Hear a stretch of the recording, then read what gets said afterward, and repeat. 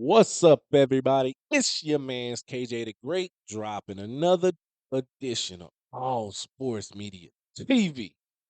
First, I want to say, I hope and pray everything is great your way.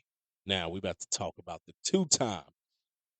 former two-time WBC super middleweight champion of the world, the Mexican monster, none other than David Benavidez, who is 28 wins, no losses, no draw, 24 wins by way of knockout.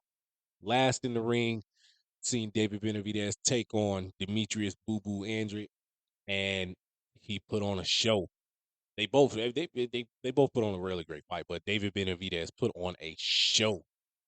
You can see his skills growing. You can see his defensive skills growing, and that same pressure, the power, just getting better with every fight. Before that, he was in the ring with Caleb Plant. Out the fourth round on, you could just see it. I like Caleb Plant. I always say that. I don't knock him. He's willing to get in there, but he lost to the bigger, stronger fighter that night. He would have been dropped, but he was holding, and ultimately David Benavidez got the unanimous decision in that fight. Now he has been campaigning to get a fight with the current super middleweight champion, Canelo Alvarez, who's 60 wins, 2 losses, 2 draws, 39 wins by way of knockout. Should have been 4 losses, but we ain't gonna get into that right now. He's been campaigning for that fight ever since Canelo Alvarez moved up into the division, and now it is seeming like he's just kind of strategically moving around and not wanting to fight David Benavidez. Why? We all know why.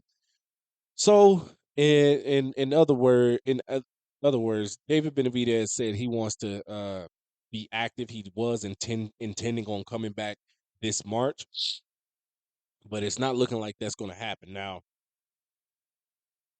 the WBC has few options, or the PBC has a few options for David Benavidez. One of those options is AVNI Yildirim, 24 wins, 5 losses, no draw with 13 wins by way of knockout. And that is a super middleweight fight right there for him. Not the best fight, but just some action to stay active. Yildirim, in his last fight, he lost the rematch. He got TKO'd against Yusef Kangwell, excuse me. And just like I said, it's one of those fights where he's um in that stage of, like, you want to call him a journeyman, or he's not really a journeyman, but he's a little bit better than a journeyman, whatever you want to call him. But it's something for David Benavidez to stay active, possibly get another knockout under his belt, which I don't have no problem with it. All the other top guys aren't wanting to fight him, so you got to stay active, got to stay sharp.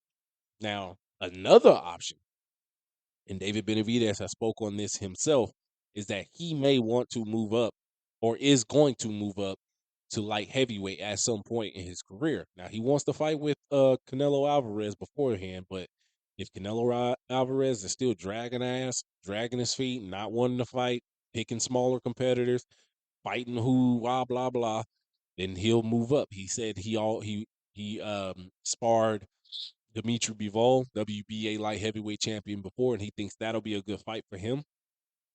I haven't really heard him speak too much on Artur Beterbiev, but I think that'll be a good fight for him.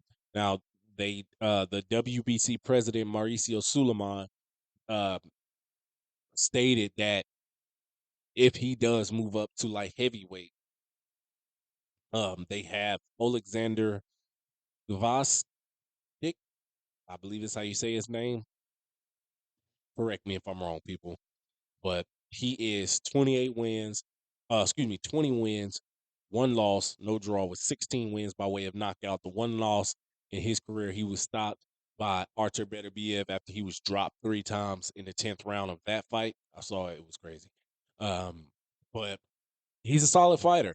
And the winner of that fight will move into the mandatory position for the winner of Artur Beterbiev versus Dimitri Bivol June 1st. which will be a great, great, great, great showdown, by the way.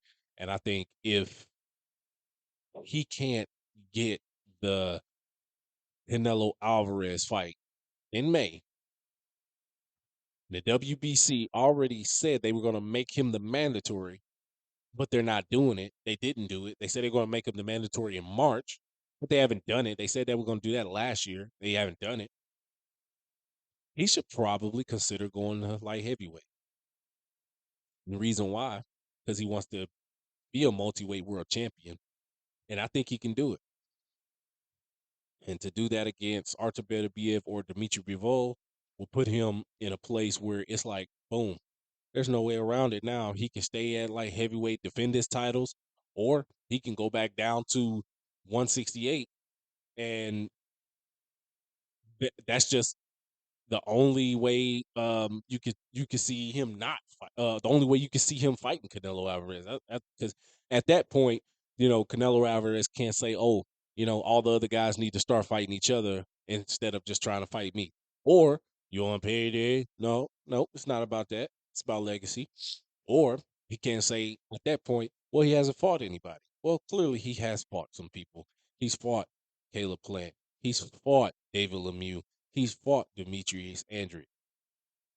You only fought Caleb Plant because you moved around him to become undisputed. You didn't fight Andrew when he was your WBO mandatory, and you said you never would fight him. So there's no way around it no more, Canelo. But which of these fights do you think David Benavidez should take? AVNI, Durham, and become the mandatory as they say they're going to do in March against the mandatory for Canelo Alvarez after he faces whoever he faces? Or should he move up to light heavyweight, face Oleksandr Gvozdyk, and become the mandatory to the winner of Dmitry Bivol and Artur Beterbiev? Let me know what you guys think down in the comments. Don't forget to stay tuned for these shirts, Guide and Grind, coming your way soon. Peace.